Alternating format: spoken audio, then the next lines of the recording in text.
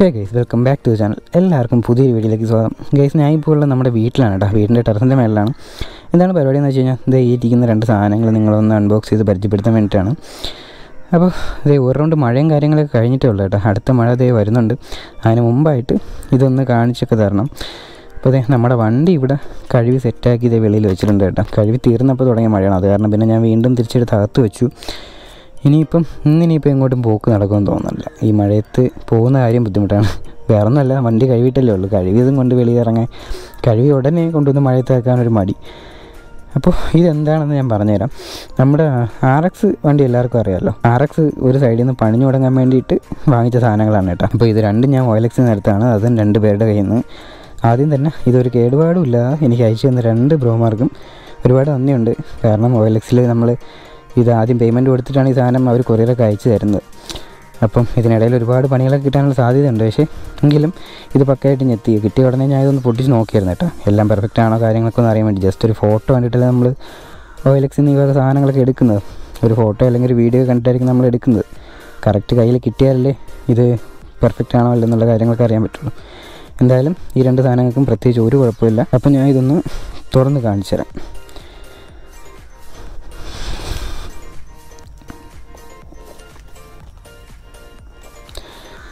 ആദ്യത്തെ സംഭവം ഇതാണ് കേട്ടോ.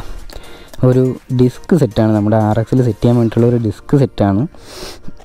ഇത് വലിയ കുഴപ്പമൊന്നുമില്ല. ഇത് അതിൻ്റെ സ്റ്റമ്പാണ് കേട്ടോ.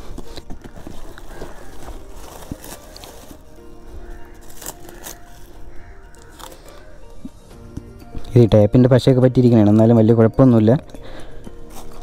അപ്പോൾ അതെ, നമുക്കിത് ഇങ്ങോട്ട് മാറ്റി വയ്ക്കാം. ഇനിയിപ്പോൾ അടുത്തത് ഇത് നമ്മുടെ മാസ്റ്റർ സിലിണ്ടറാണ് കേട്ടോ. മാസ്റ്റർ സിലിണ്ടർ ഇത് പെയിൻറ്റ് ചെയ്താലേ പറ്റുള്ളൂ. വൃത്തിയുടെയൊക്കെ ആയിട്ടിരിക്കുകയാണ്. അപ്പോൾ ഇതൊന്നും നമുക്ക് പെയിൻറ്റ് ചെയ്ത് റെഡിയാക്കണം. ഇതാണ്. ഇതെന്താണെന്ന് വെച്ച് കഴിഞ്ഞാൽ ഇതിന് പിനിയൻ എന്നാണ് പറയുന്നത്. നമ്മുടെ വണ്ടിയുടെ സ്പീഡോമീറ്ററൊക്കെ കറക്റ്റായിട്ട് വർക്ക് ആവണമെന്നുണ്ടെങ്കിൽ ഈ ഒരു സംഭവം വേണം. ഇതിപ്പോൾ ഏതെങ്കിലും ഒരെണ്ണം ഇട്ടാൽ പോരാ. നമ്മൾ ഏത് വണ്ടിയുടെ ഡിസ്ക് സെറ്റാണോ യൂസ് ചെയ്യുന്നത് അതിൻ്റെ പിനിയൻ തന്നെ ഇടണം കേട്ടോ. നല്ല ഇത് കറക്റ്റായിട്ട് വർക്ക് ആകത്തുള്ളൂ. അപ്പോൾ ഞാൻ ഏത് വണ്ടിയുടെ ഡിസ്ക് സെറ്റാണ് എടുത്തിരിക്കുന്നതെന്നൊക്കെ ഞാൻ പറഞ്ഞുതരാം. അതിന് മുമ്പായിട്ട് നമുക്ക് ഇതിനകത്തിരിക്കുന്ന സാധനങ്ങളൊക്കെ ഒന്ന് കാണാൻ കേട്ടോ. ഇനി ഇതേ അടുത്തത് നമ്മുടെ ഫ്ലൂയിഡ് പൈപ്പാണ്. ഈ ഒരു ഷോക്കിന് അത്യാവശ്യം നീളമുള്ളതുകൊണ്ട് ചിലപ്പോൾ ഈ ഒരു ഫ്ലൂയിഡ് പൈപ്പ് നമുക്ക് സെറ്റ് ചെയ്യാൻ പറ്റിയെന്ന് വരത്തില്ല. അങ്ങനെയാണെന്നുണ്ടെങ്കിൽ നമ്മൾ വേറെ ഫ്ലൂയിഡ് പൈപ്പ് വാങ്ങിക്കേണ്ടി വരും. അപ്പോൾ അത് ഇങ്ങോട്ട് വയ്ക്കുകയാണ് കേട്ടോ. ഇനിയിപ്പോൾ നമുക്ക് ഇതിൻ്റെ ക്ലാമ്പുകളും നെട്ടും ബോൾട്ടും ഒക്കെയാണ്. അത് നമുക്ക് അങ്ങോട്ട് മാറ്റി വയ്ക്കാം. ഇനിയുള്ളത് കാലിപ്പറാണ് കേട്ടോ. ഇത് ഇതിൻ്റെ കാലിപ്പറാണെന്ന് കറക്റ്റ് എനിക്കറിയാൻ വയ്യ. പക്ഷേ ഏകദേശം പുതിയതാണെന്ന് തോന്നുന്നു കണ്ടിട്ട്. ഒരുപാട് പഴക്കമൊന്നുമില്ല. പക്ഷേ അത്യാവശ്യം വൃത്തിയും കാര്യങ്ങളൊക്കെ ഇതിനകത്തുണ്ട് കേട്ടോ. അപ്പോൾ ഇത് നമുക്ക് റീപെയിൻറ്റ് ചെയ്യേണ്ടി വരത്തില്ല എന്നാണ് എൻ്റെ വിശ്വാസം. കാരണം ഒരുപാട് വൃത്തിയിടൊന്നും ഇതിനകത്തില്ല. അപ്പോൾ ഇതും നമുക്ക് അങ്ങോട്ട് വയ്ക്കാം. ഇനി നമ്മുടെ മെയിൻ സാധനം. ഈ ഒരു സംഭവം കാണുമ്പോൾ നിങ്ങൾക്ക് മനസ്സിലാവും ഇതിപ്പോൾ ഏത് വണ്ടിയുടേതാണെന്നുള്ളത്.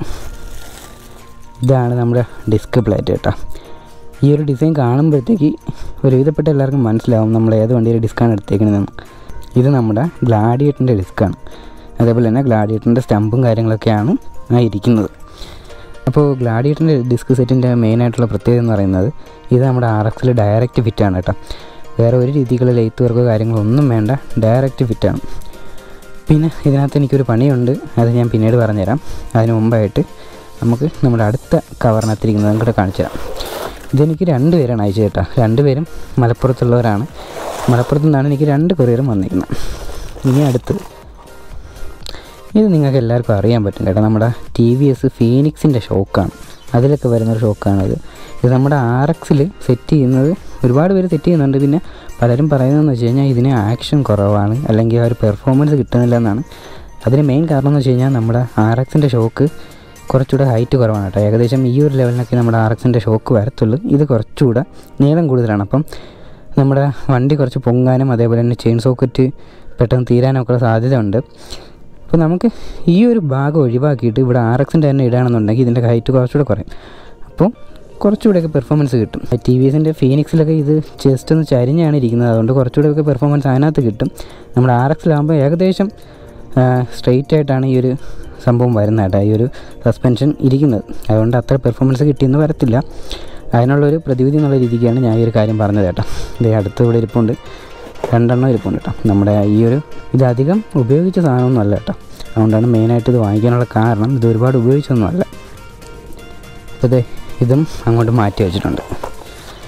അപ്പോൾ ഇത്രയൊക്കെ സാധനങ്ങളാണ് നമ്മൾ RX-ന് വേണ്ടി വാങ്ങിച്ചത് കേട്ടോ. ഈ ഒരു ഷോക്കും അതേപോലെ തന്നെ നമ്മുടെ ഡിസ്ക് സെറ്റും. ഇനി ഇതിനകത്ത് എനിക്കൊരു പണി കിട്ടിയെന്ന് പറഞ്ഞതിൻ്റെ കാര്യം ഞാൻ പറഞ്ഞുതരാം. നമ്മുടെ ഈ ഡിസ്ക് സെറ്റ് RX-ൽ സെറ്റ് ചെയ്യുമ്പോഴത്തേക്ക് ഇതിനൊരു ഹബ്ബും കൂടെ വരും. ആ ഒരു ഹബ്ബ് നമുക്കിവിടെ നോർമലി കിട്ടുമെന്നുള്ള രീതിക്കാണ് ഞാൻ ഹബ്ബില്ലാതെ ഇത് വാങ്ങിച്ചത്. ഹബ്ബില്ലാതെ റേറ്റ് കുറഞ്ഞ് കിട്ടുകൊണ്ടാണ് ഞാൻ വാങ്ങിച്ചത്. പക്ഷേ ഇവിടെ വന്ന് ഇതിൻ്റെ ഹബ്ബിനെ പറ്റി അന്വേഷിച്ചപ്പോഴത്തേക്കാണ് എനിക്ക് ഒരു കാര്യം മനസ്സിലാവുന്നത് കേട്ടോ. ഗ്ലാഡിയേറ്ററിൻ്റെ വീൽ ഹബ്ബ് റെയറാണ്. ആ ഒരു സാധനം കിട്ടാൻ ഭയങ്കര ബുദ്ധിമുട്ടാണ് കേട്ടോ. ഉള്ളവരാണെന്നുണ്ടെങ്കിൽ അത്യാവശ്യം വലിയൊരു എമൗണ്ടാണ് അതിന് ചോദിക്കുന്നത്. അപ്പോൾ തൽക്കാലം അത്ര എമൗണ്ട് കൊടുത്ത് ഞാൻ എടുക്കുന്നില്ല. പകരം നമുക്ക് വേറെ ഏതെങ്കിലും ഒരു വീൽ ഹബ്ബ് കിട്ടുകയാണെന്നുണ്ടെങ്കിൽ അതിന് ലെയ്ത്ത് വർക്കൊക്കെ ചെയ്ത് ഇതിനെ സൂട്ടാക്കി എടുക്കുക എന്നുള്ളൊരു മൈൻഡിലാണ് ഇപ്പം നിൽക്കുന്നത് കേട്ടോ. അതിന് ഒരുപാട് കോസ്റ്റ് ആകുന്നുണ്ടെങ്കിൽ പിന്നെ ഗ്ലാഡിയേറ്ററിൻ്റെ ഹബ്ബ് തന്നെ കണ്ടുപിടിച്ച് വാങ്ങിക്കുന്നതായിരിക്കും കുറച്ച് നല്ലത്. അപ്പോൾ ഇതാണ് ഇതിലെനിക്ക് കിട്ടിയൊരു പണി എന്ന് പറയുന്നത്. പണിയായിട്ട് പറയാൻ പറ്റത്തില്ല, ഈ ഒരു ഹബ്ബ് കിട്ടുമെന്നുള്ള വിശ്വാസം എനിക്കുണ്ടായിരുന്നു. പക്ഷേ ഇതിന് വേണ്ടിയിട്ട് അന്വേഷിച്ച് തുടങ്ങിയപ്പോഴാണ് മനസ്സിലാവുന്നത് ഗ്ലാഡിയേറ്ററിൻ്റെ ഹബ്ബ് കിട്ടാൻ ഭയങ്കര ബുദ്ധിമുട്ടാണെന്നുള്ള കാര്യം. അപ്പോൾ ഇന്നത്തെ വീഡിയോ ഈ 2-3 സാധനങ്ങൾ നിങ്ങളെ കാണിക്കാൻ വേണ്ടിയിട്ടുള്ള ഒരു വീഡിയോ ആയിരുന്നു കേട്ടോ.